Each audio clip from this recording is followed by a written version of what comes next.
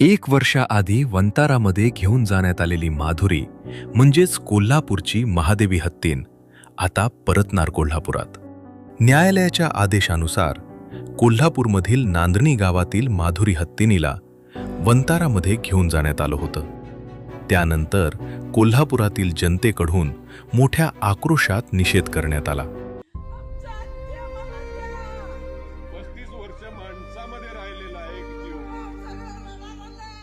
तिच्या डोळ्यात पाणी होतं कारण तिला आम्हाला सोडून जायचंच नव्हतं. परत आमची हत्ती आम्हाला परत पोच करावा.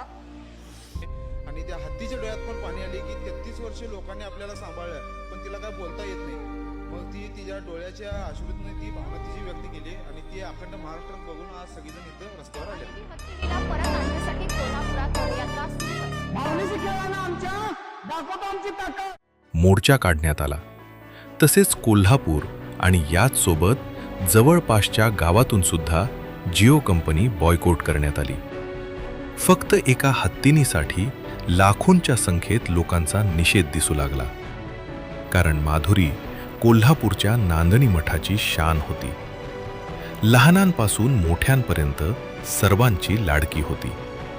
गावातून रोज तिचं फिरणं याची गावकऱ्यांना सवय झाली होती आणि एक प्रेमाचं व आपुलकीचं नातं होत. यासाठीच जनतेने ब्रिंग बॅक माधुरी मोहीम सुरू केली.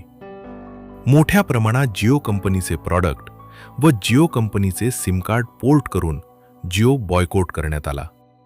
यामुळे तब्बल 2 वेळा वंताराच्या टीमला कोल्हापूरमध्ये यावे लागले. तसेच फक्त कोल्हापूर किंवा आसपासच्या गावातूनच नव्हे तर संपूर्ण महाराष्ट्रातून सोशल मीडियाद्वारा वंताराचा निषेध होऊ लागला.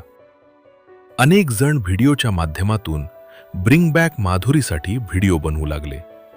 त्यामुळे वंताराकडून सांगण्यात आले की उपचारानंतर माधुरीला पुन्हा कोल्हापूरला आणण्यात येईल.